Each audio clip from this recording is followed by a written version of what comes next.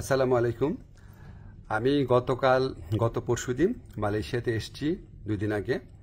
এর মধ্যে মালয়েশিয়ার 3 জন মন্ত্রীর সাথে বৈঠক হয়েছে। মালয়েশিয়ার যে স্বরাষ্ট্রমন্ত্রী আছেন এবং হিউম্যান রিসোর্স মন্ত্রী আছেন ওনাদের সাথে আনুষ্ঠানিক বৈঠক হয়েছে। ট্রেডের যে মন্ত্রী আছেন ওনার সাথে অনানুষ্ঠানিকভাবে আলোচনা হয়েছে। তো এখানে কিছু অগ্রগতি সাধিত হয়েছে, সেটা আপনাদের সাথে শেয়ার করতে চাচ্ছি। প্রথম খবর যেটা আপনারা জানেন, গত বছর মালয়েশিয়ার প্রধানমন্ত্রী আনোয়ার ইব্রাহিম সাহেব বাংলাদেশে গিয়েছিলেন। উনি বাংলাদেশের এখন যে আপনার অন্তর্বর্তী সরকারের যে আমাদের প্রধান উপদেষ্টা আছেন ডক্টর মোহাম্মদ ইউনূসের ব্যক্তিগত বন্ধু। তো উনি তখন প্রতিশ্রুতি দিয়েছিলেন যে গত বছর যেই বাংলাদেশি শ্রমিকরা মালয়েশিয়াতে আসতে পারে নাই শেষ মুহূর্তে, তাদেরকে উনি মালয়েশিয়াতে আসার সুযোগ করে দিবেন। এটা নাম্বার ছিল 17,000-এর মতো। তো এটার ভিত্তিতে আমরা অনেক আলোচনা করেছি। তো তারা বলেছে তারা ব্যাচ ওয়াইজ নিবে। তো প্রথম ব্যাচ হিসাবে 7,926 জনের তালিকা ওনারা চূড়ান্ত করেছেন এবং এটা খুব অল্প সময়ের মধ্যে ওনাদেরকে মালয়েশিয়াতে কাজ করার সুযোগ দেওয়া যাবে, এই প্রক্রিয়া শুরু করে দিয়েছেন ওনারা।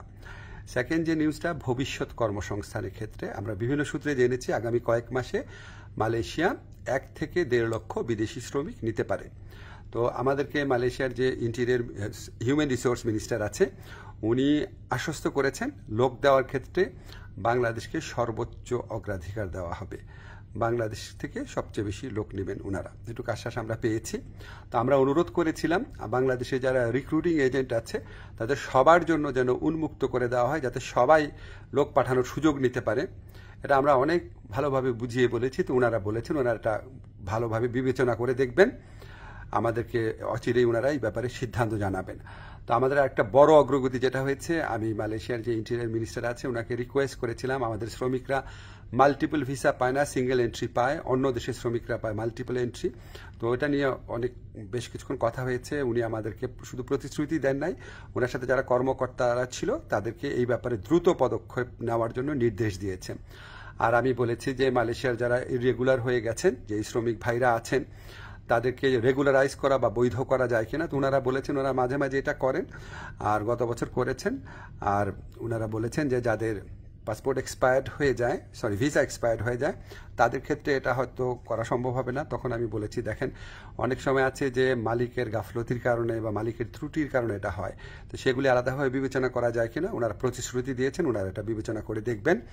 এছাড়া আমরা আরও কিছু বিষয় নিয়ে আলোচনা করেছি, যেমন আমরা বলেছি যে এখানে যে আপনার সিকিউরিটি গার্ড আছে বা কেয়ার গিভার আছে বা নার্স আছে, বাংলাদেশ থেকে নেওয়া যায় নাকি, স্কিল্ড ওয়ার্কফোর্স নেওয়া যায় নাকি। ওনারা আগ্রহ দেখিয়েছেন, এ ব্যাপারে আমাদের আলোচনা অব্যাহত থাকবে।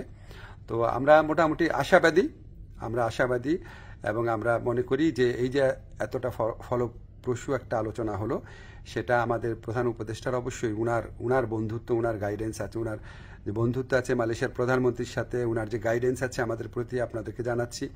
ব্যক্তিগতভাবে উনি মালয়েশিয়ার শ্রম বাজার নিয়ে ব্যক্তিগতভাবে উনি আমাদেরকে নির্দেশনা দিচ্ছেন, বৈঠকে বসছেন, ওনার কথা মতোই আমরা কাজ করছি। আর আমাদের এখানে প্রধান উপদেষ্টার যে স্পেশাল এনভয় আছে লুৎফে ভাই, উনি আলোচনায় অংশ নিয়েছেন, অনেক অবদান রেখেছেন। আমাদের প্রবাসী কল্যাণ মন্ত্রণালয়ে যারা আছেন তারা গত কয়েক মাস ধরে চেষ্টা করে যাচ্ছেন বিষয়গুলো এগিয়ে নেওয়ার জন্য। আপনাদের দোয়া ছিল, এই জন্য এতটুকু অগ্রগতি হয়েছে। আপনারা দোয়া করবেন আমরা যেন মালয়েশিয়া যারা শ্রমিক ভাই আছে বা যারা আসতে চান তাদের জন্য সত্যিকারের কল্যাণকর কিছু করতে পারি। ধন্যবাদ আপনাদের সবাইকে।